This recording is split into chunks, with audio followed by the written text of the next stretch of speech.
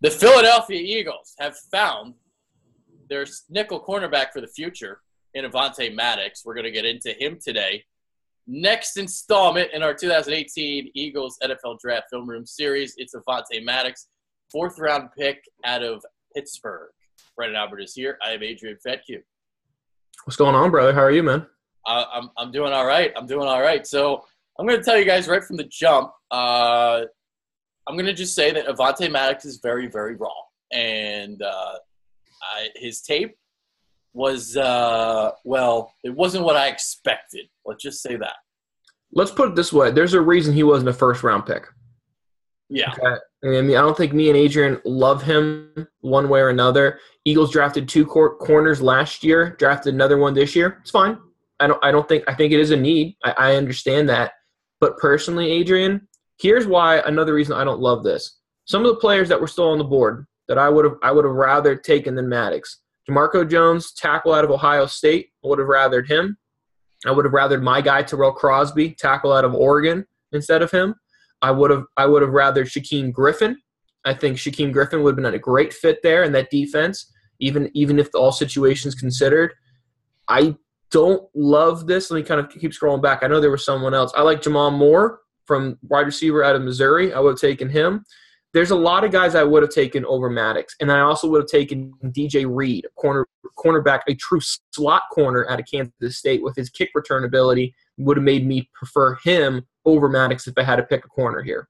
Yeah. All right, so we're going to get into the tape right now, and I feel like there's definitely something to work with. So I'll just say that from the jump. But if you actually watch this tape, like literally sat down and watched it, because I'll tell you right now, there's really nothing available. Actually, there is literally nothing available on Avonte Maddox on Draft Breakdown, or if you type it in the YouTube. You have to actually physically watch these games. And I spent a long time trying to get Avonte Maddox film because I think I complained to you about it. I was like, yeah, I watch all these games. So I had to watch film against Virginia Tech, Miami. There's like 4 games I watched. And then silly old me was like, oh, well, how about I just look at James Washington film when they played Pittsburgh? And there you go. So I looked at that, and then Mike Gesicki. So this is by far the most time I took to watch a single player. But I wonder if my expectations were just too high, because a lot of Eagles fans were talking so great about this pick. And this was a guy that I wasn't that familiar with, heading into the draft. And then I watched him, and I was like, man, he's very, very raw. That was just the first thing that came to my mind. He's just very, very raw. He got beat a lot, but I do think there's something there. We'll get into it. That's what all I'll say, because you're a cornerback. This is your cup of tea. This is your bread and butter. So we're gonna get into it right now. I will say this: zone coverage, he's pretty damn good at it, and I'll give him that. We'll start with this right away. This is an interception he did have against Oklahoma State. Yeah, this is going to be a simple smash conversation here. So we're going to see Aitman around the corner. We're going to see a sit right there. Does a great job here of keeping his eyes on the quarterback in the zone, reading that shoulder is pointing up high for Mason Rudolph here, which tells us, hey, we got to keep dropping. And now all of a sudden we attack the football. Awesome job here in zone coverage of reading the quarterback to make the quarterback take you to the football. Great job here by Maddox taking it off. The unfortunate thing is, this is one of the few good things that Pitt did against Oklahoma State, because Oklahoma State put points on them all freaking day like it was an NBA game. Yeah, Avonte Maddox did not handle James Washington very, very well. I'll just say that. Yeah, but here's the thing I will say, okay? He's a 4th-round pick for a reason. So let's not say that, hey, every 4th-round pick is going to be a starter. Most 4th-round picks are guys you have to develop. He's a guy who's going to develop. I still think I prefer Jalen Mills in the slot more than Maddox. But if you're saying, hey, I'm just drafting another slot corner in the 4th round to compete for starting playing time, I think your expectations are fair there. But if you went into it thinking, hey, I'm drafting a 4th-round guy to be a starter right away, you're setting yourself up for failure. He's not ready for the NFL right now. I don't think so. He needs a year. And here's kind of the way I look at this. Jalen Mills is going to play the slot this year. They're going to let Ronald Darby walk. Jalen Mills is going to be the outside corner next year. And then Avonte Maddox, that's when he slides into the slot. Yeah, and then, of course, you still have Rasul Douglas. Where does he go? And then, obviously, Sidney Jones, the other corner. So you're just bringing in competition. So I'm okay with all of that said. Again, I just prefer DJ Reed out of Kansas State over him because DJ Reed is more of a true slot corner, and he has return ability. Yeah. All right, so we saw this play. The other play here, this is a nice little hit on Mike Gesicki. So at 5'9", 180 pounds, he's a rail. But he's not afraid of contact. He's not afraid of getting his hands there. He's not afraid of making a play like this. So get into this. Simple cover 2 situation. If we see that the number one receiver runs more than 8 yards vertical, I'm going to squat and sit and wait for anything underneath. Squat and sit, see the tight end coming, boom. This is cupcake. I mean, this is exactly textbook how you want to play cover 2. I think he's a better zone coverage than man coverage guy, and this is a great example of it. Yeah, and the Eagles, they did play some more zone coverage last year than they're accustomed to. So I'm sure they're going to figure out a way to utilize his zone ability. Yeah. And you know what? Again, he'll stick his nose in there. No, he's not the biggest dude in the world, but he'll stick his nose in there and get it dirty. Yeah. It's not about the size of the dog. It's about the fight and the size of the or whatever that's saying. Right. It's about the fight. And he scraps. He is. No, for sure. 100% right. All right, another little thing that he does, a luxury, is his ability to blitz, and he does a really good job here against Miami to get the sack. Nice job here of waiting till he sees the window of the offensive line open before he fires his gun. So you'll see him, he kind of takes a stutter step to wait till he makes sure the tackle gets a nice wide, and then he's going to cut underneath the tackle. Gets wide underneath it, boom, makes the play here. Eagles don't blitz the corners a lot, but you know what? The slot corner, if you were to blitz one, the slot corner is the one you blitz because he's the closest to the quarterback. So his ability to do that, it's like bonus points the way I look at it. If you look at this play, because the way the NFL hash marks are, this is basically like him blitzing from the slot if you look at what the distance would actually be. Yeah, that's fair. Outside, and he's on the hash, the far hash here. Mm-hmm. That's very fair. So this would almost be like an NFL slot blitz here. And as you said, I mean, really good job here. Get through the window. Perfect angle, and make the tackle, bring him down, get off the field on third down. Mm-hmm. All right, this is – okay, I know what this is. So he doesn't have a lot of size, obviously. He's 5'9". He's going to have to use his athleticism on a consistent basis to break up passes like this. Now, he does have – he can jump a little bit. He's got a nice little vertical, but he's going to have to do this in the NFL. I mean, he's going to get boxed out, stuff like that. But this is a good job here. Yeah, it's not about the size of the dog. It's about the size of the fight in the dog, right? And this is there's exactly that. Great job here, high pointing the ball. First thing, if I'm being negative Nancy, you shouldn't get boxed out in the first place. You get boxed out, Alshon Jeffries of the world, these guys are going to make this catch 10 out of 10 times if you get boxed out like this. But does an awesome job here at using his hand to get right in between the two hands of the offensive player to break this up. This is what you need to show the ability to do. Because if you can't do this, you go undrafted. But if you're small and you can do this, this is what gets you into those mid-round picks. Yeah. All right, so now we're going to get into his combine stuff. So I'm going to play his combine highlights. And this is why I think a lot of Eagles fans are excited because of what he did in Indianapolis. He had a really, really strong combine. But then you watch the tape, and I was like, okay, he's definitely raw. But 4.39 40, and it's the other things. It's what he did in the 60-yard shuttle and the 3-cone drill. So 60-yard shuttle, I believe that was the one he was in the 97th percentile and the 99 for the 3-cone. I believe that's what it was. So and those are probably the best indicators of if you can make a transition into the slot position. And in these situations, I mean, obviously he tested very, very well. No question about it. The combine, the position that is made or hurt the most is corners by far.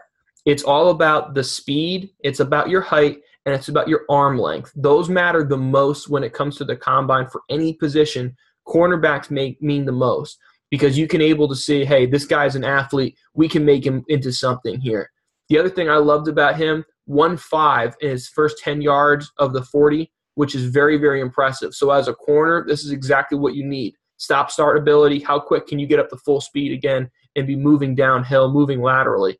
Looks great. So as far as an athlete, this is what you want. And honestly, Adrian, 4th, 5th, 6th, 7th round, This is where you start going to the combine. You start saying, okay, what guys have high athletic abilities that maybe we can draft and develop into becoming a stud?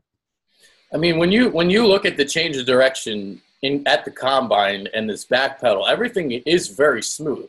So that's why I say, like, there's definitely something to work with here. But when you watch the tape, you can really see how raw he really is. So that's the thing. So it's this is one of those picks. It depends on your coaching staff. It depends on your defensive backs coach. How good can they? How quickly can they develop Avonte Maddox? And that's what it's going to be all about for this Eagles coaching staff. I'm with you, man. And I think he's, again, my biggest knock on the pick is the fact I think he's better of a zone coverage guy than a man coverage. But his athletic ability is great. I mean, his athletic ability says he has the physical tools to be able to do it. Can we just train him into it? Here's the one knock we have. There's only 2 starting corners in the NFL that played outside that were 5'9", Brent Grimes and then Cliff Harris. So 5'9" is pretty much saying you're only ever going to play the slot. The good news for the Eagles, you drafted Sidney Jones last year to play outside. So Maddox is a guy who's only ever going to play the slot. But, God forbid, we get injuries there in the defensive backs. Jalen Mills has to kick outside. Maddox won't be able to ever play outside, which is a bit of a knock on him. But then again, that's why he was a day 3 pick. Yeah, and they drafted him specifically for the slot because obviously Patrick Robinson no longer there, and that's why this pick was made ultimately. Now this is the drill that I like, this right here. And when you watch this, I mean, everything looks very fluid. I don't know what this drill is called off the top of my head, so I'm sorry about that. But where they make you flip your hips twice, and you got to stay on that hash. And he's able to stay on the hash. Everything is very seamless with his transition. So seeing something like this is like, all right, I see where the Eagles are looking here. They see something in him, and it's this right here. It's this very drill, more so than the shuttles and the 3-cone for me.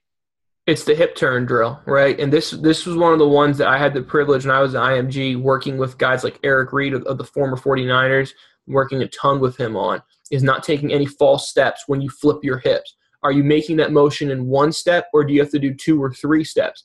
That's a black mark of death if you have to do it in multiple steps. There's a couple false steps here. Maybe he takes a little too many steps when he's turning. I don't think this is like, oh my gosh, this guy can't do it. But I do see a couple false steps here, especially with the right foot. As you'll notice, his right foot about 8 yards in kind of gets about 45-degree step opposed to a 90-degree. You'll see it right here, right there. That's a little bit much for me. I would have liked him to get more depth with that right foot, but not the end of the world. Let's slow it down for you so you can show us exactly what you're talking about. Okay. All right, so basically with this drill, like if you actually watch the combine and you watch every cornerback go and go and go, this is actually one of the better ones you'll see because there's a lot of examples where you see the stiff hips from a lot of these guys.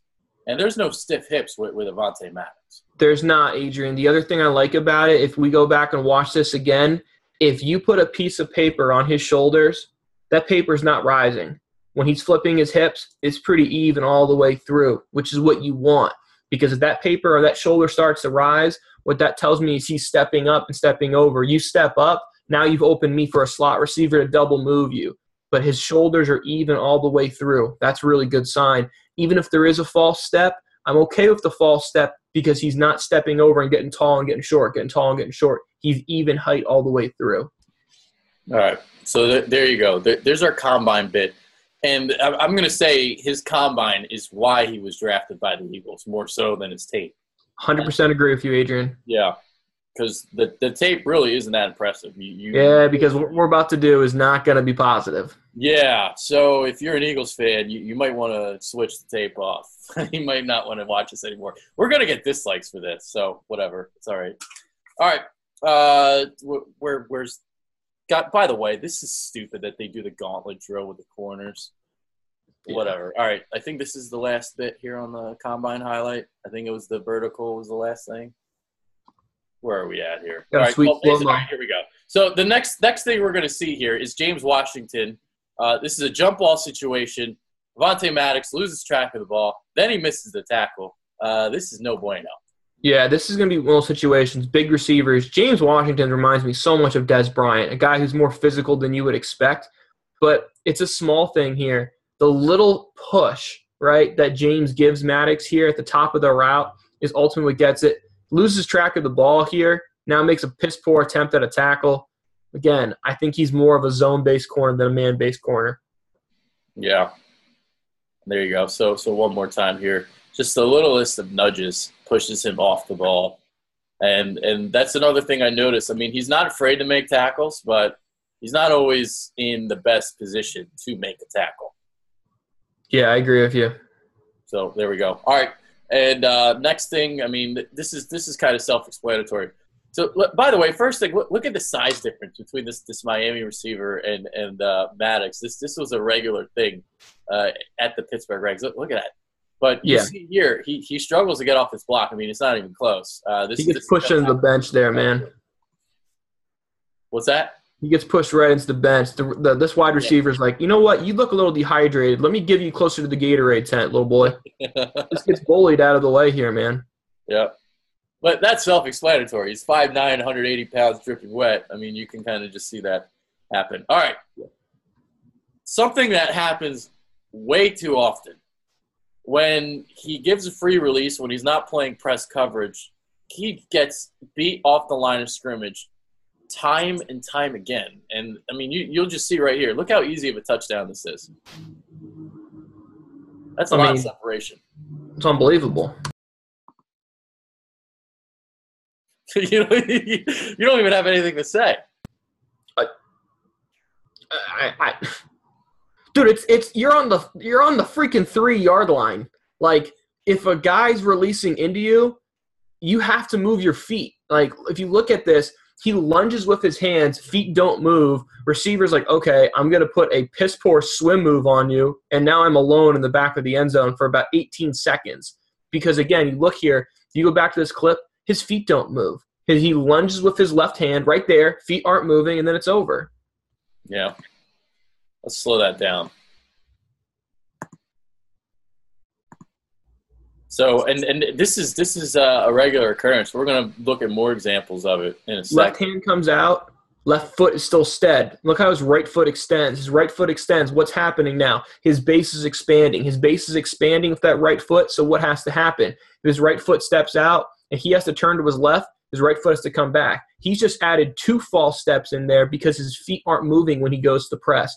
This is just a cupcake mistake, man. I mean, these are things that you teach high school guys not to do. All right, next 2 things. These are go routes, and, again, he's just getting beat off the line of scrimmage. We're going to see it right here. Miami's quarterback situation this past year was equal to LSU's quarterback situation last year because they should have put up 60 points. I mean, this is an absolute free release, and this ball is thrown back shoulder. Yeah, but you know what? Some of these other clips aren't going to be nearly as accurate. But as you'll watch here on Maddox's film against Miami, just complete free release. Just allows this guy to get right around him, has to do a full center field turn because he has no idea how deep this receiver has gotten on him. I mean, Maddox just looks completely lost in the situation. Yeah, and the next thing, the next clip, I think this is a good angle we're about to show, and this is something that you can really dig into. I think this is a clip coming up. If it's the one I'm thinking, it's like an end zone angle. Nope, never mind. Eventually, there is one. Here it is. Yeah, here it is. All right, so we're going to see here. You're going to notice his foot's going to outextend. Okay, so we go back and we watch this one again. His right foot is going to overextend outside of his frame. So if you always want to keep your feet underneath your shoulders, that's just basic athletic stance for baseball, basketball, football. It doesn't matter. You want your feet underneath your shoulders. You're going to see here his right foot is going to overextend right about there. And now all of a sudden, now he's up tall. Now he's off center. Now he doesn't have a good balance. Right there, now all of a sudden you see how tall he gets right there? Yep. Now it's harder for him to turn and flip and run. And you know what? When you're playing against guys like Miami, these are guys who all run true 4.4s, 4.5s. They're freaks. And Miami has NFL-level type athletes. Again, this ball is thrown halfway to Harrisburg, or close. But, I mean, look at his foot. Overextend right there. We're tall. Now all of a sudden it's free release. And now he can't even get a hand on him because he doesn't have the same athletic ability that some of these elite-level receivers that play at places like Miami. Again, if this football is thrown accurately, this should have been a touchdown. But Maddox gives up free releases too often, man. Yeah. You're not kidding about that, dude. It's whenever he's not pressing, he seems to get beat, and it's often. And I'll just say that. So this is, again, like back to that same conversation. He's very raw. He's not going to be ready this year. He's not your slot cornerback this year. It's probably going to be next year when you see it. And hopefully the Eagles coaching staff can coach him up. So, one more thing here. This is a stutter route. And once again, I mean, he opens up too much inside. I mean, you can see him. His butt's turning more and more to the sideline. The receiver's like, okay, you just give me a free release. Literally all I have to do is run straight at this point. And, again, this ball here, yeah, it should have been complete. The point isn't, though, it was the pass complete or incomplete. It's the fact that when you watch him, his footwork instantly goes right to the sideline. He gets sold way too easily on the outside breaking route. He has to stay more square. You have to keep your nose even with that offensive player's belly button, keep your shoulders even with him. Right here you're seeing he's buying the outside stem work. Now all of a sudden he's opened the door for the whole inside here for the seam route. Yeah. Now, the one positive here is the makeup speed to go and make this play, and that's where kind of the combine comes in. Like, he runs at 4.39, so he can catch up to you if he makes a mistake. But in the NFL, I mean, you're not playing NC State. You're playing a guy that's going to run a 4.3 just like he does. So that's a touchdown in the NFL. Yeah, you're right, Adrian. Again, this goes back to his combine is what got him drafted. If he was a mid 4.5 guy, I don't think he would have gotten drafted. His upside is through the roof because his athletic ability is so impressive. I could easily see him in 2 or 3 years becoming an elite slot corner because of his athletic ability, but it won't be for at least 2 years. He's got a little bit to go. Yeah, and that is the thing here. Is the thing we do have to remember is he got drafted strictly to be a slot guy. So the Eagles definitely didn't draft him to be an outside guy because they don't need outside corners. They already have Ronald Darby. They already have Rasul Douglas. They have Jalen Mills. I mean, Sidney Jones. They got a plethora of different options. But with their nickel situation, with Patrick Robinson leaving, it's kind of an uncertainty. I mean, slot to me isn't one of those things that you can just plug a guy in and expect results. I mean, they tried that already. They tried that during the Dream Team years. Dominique Rodgers-Cromartie, go play the slot. He couldn't do it. So this is a situation. All right, he's going to just primarily play the slot. That's what he's going to learn, and that's his primary focus. So there is hope that he can learn how to do it. It just don't expect results this season. Well, the thing is there's hope because you can't teach athleticism, and he has that in spades. Yeah. Like, the thing you can't teach, he has. The other big reason that it's such a need for the Eagles, 4 games a year, you're arguably going to play the best 2 slot receivers in the NFL, in Cole Beasley and Shepard. So you have to have a slot defender there. So it certainly was a need. I certainly understand why it was the pick. I just preferred a guy like DJ Reed because of his ability to return kicks too. But the big difference between Reed and Maddox athletically is a whole nother level. So if you're telling me we're drafting Maddox here in the 4th because we think we can project him and work on him to become an elite slot corner because we can't teach athleticism, I'd buy that. I would have given this grade probably like a B if I had to pick because I like some of the other players on the board, but I understand the upside here in Maddox, and I understand the need in that position. Yeah, so there you go. All right, that's Avonte Maddox for you guys. That's Brendan Albert. I'm Adrian Fedke. I'd say at the end of the day, whatever. It's a whatever pick. I'll just say that. There we go. Peace. That's it.